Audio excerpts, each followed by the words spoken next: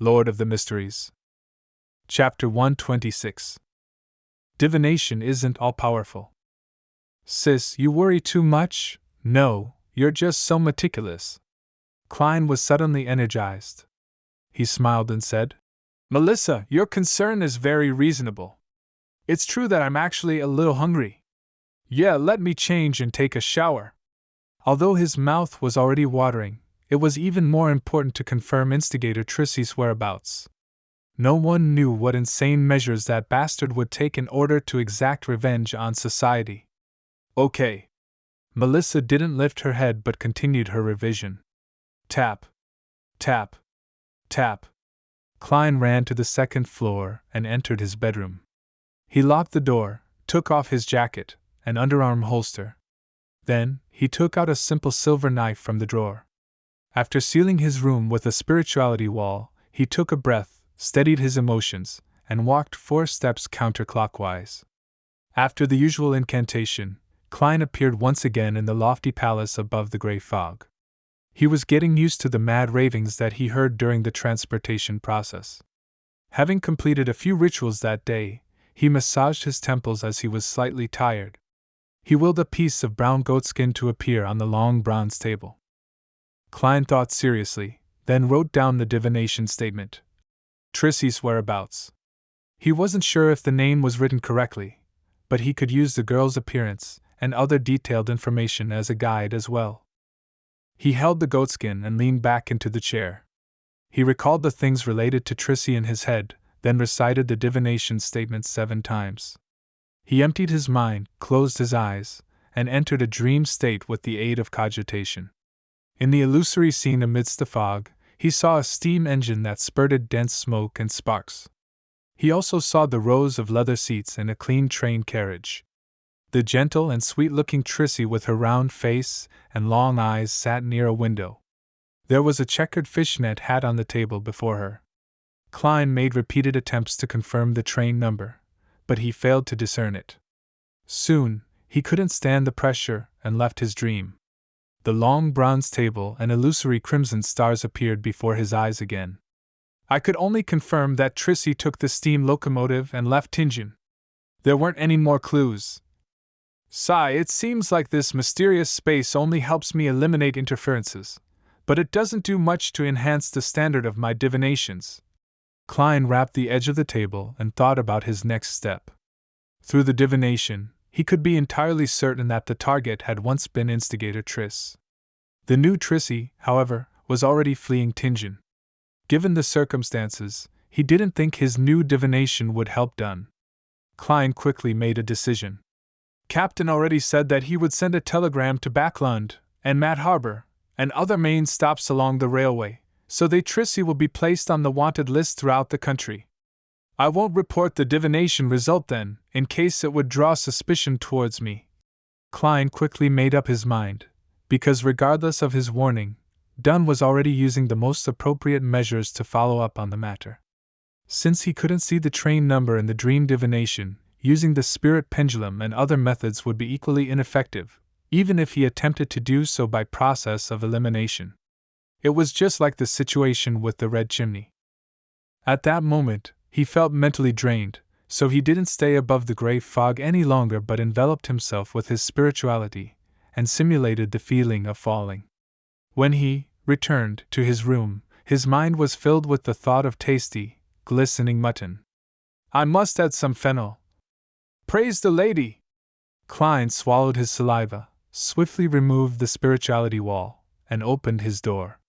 The next morning at 9:20, he entered the Blackthorn Security Company with his cane in hand. Good morning, Klein! I have good news! Roseanne waved her hands excitedly from behind the reception desk. Klein's eyes lit up as he asked, We caught Trissy? Trissy? Who is she? The green-dressed Roseanne looked lost.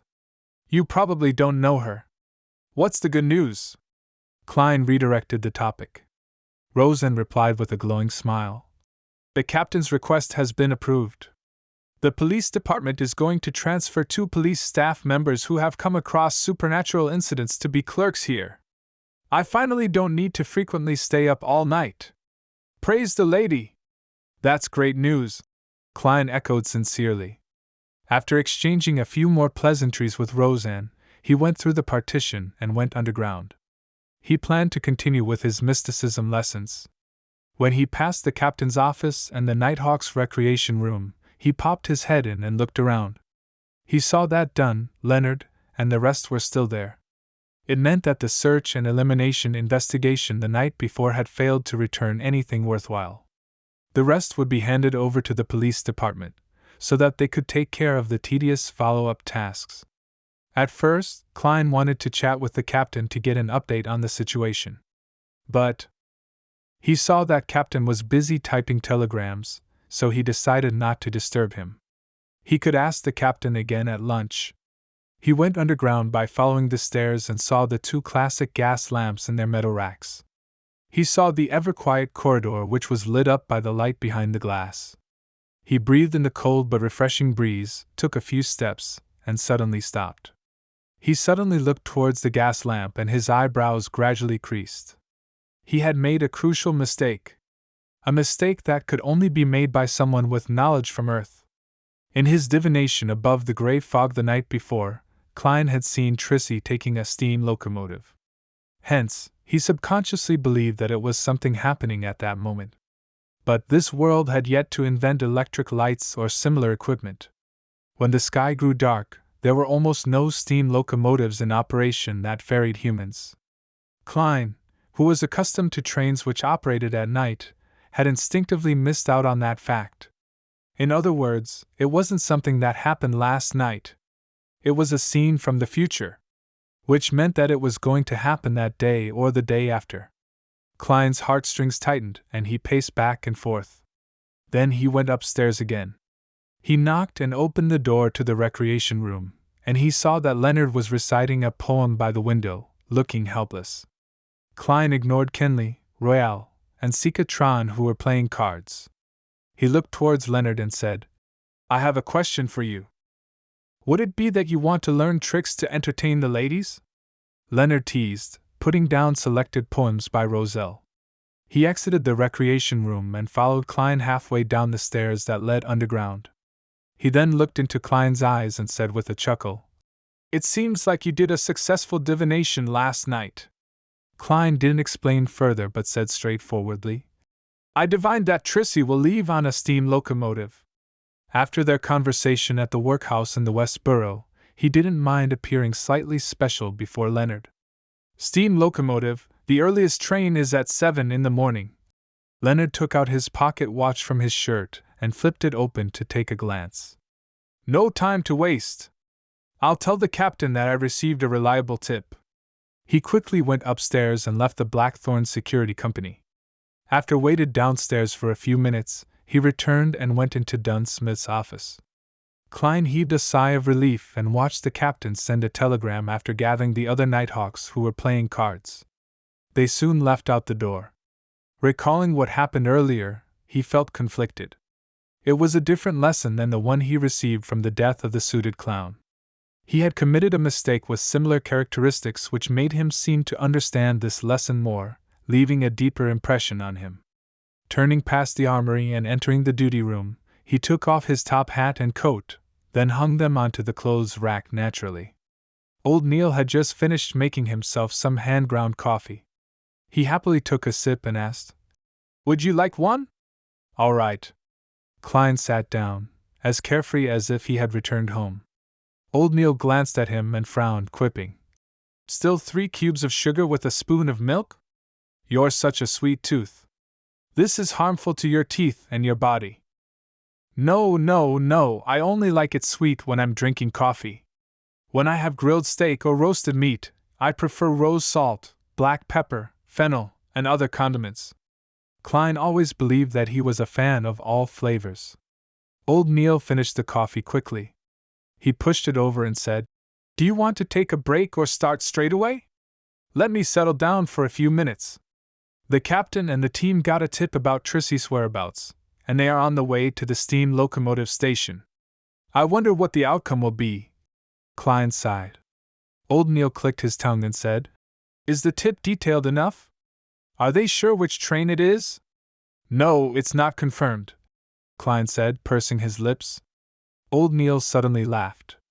Under such circumstances, the possibility of failure is much higher than success. Trissy should be a sequence 7B under, and a B under at that level won't be captured so easily.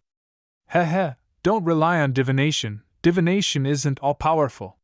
You'll only obtain symbolic signs which are very easy to interpret them wrongly or ignore something. Klein recalled the mistake that he made this time and felt melancholic. He nodded sincerely. Yeah, divination isn't all-powerful. After he said that, he sighed. His mind, body, and soul suddenly entered a magical state. He leaned backwards slightly, intending to let out a breath. Just then, he suddenly heard an illusory shattering noise in his ear. He felt something dissolving inside him, blending together with his spirit. Klein half closed his eyes and experienced the unique and indescribable feeling in silence. Klein didn't need anyone to tell him that it was a result of the complete digestion of the seer potion. The first town that the Tussock River passed by after it flowed through Tingen City was called Wienia. It was also the first stop from Tingen to Backlund for the steam locomotive. On the platform, Trissy changed into a long beige dress and put on a woman's circular hat. Fine fishnet gauze hung down from the edge of her hat, covering half her face. Her appearance became blurry and indiscernible.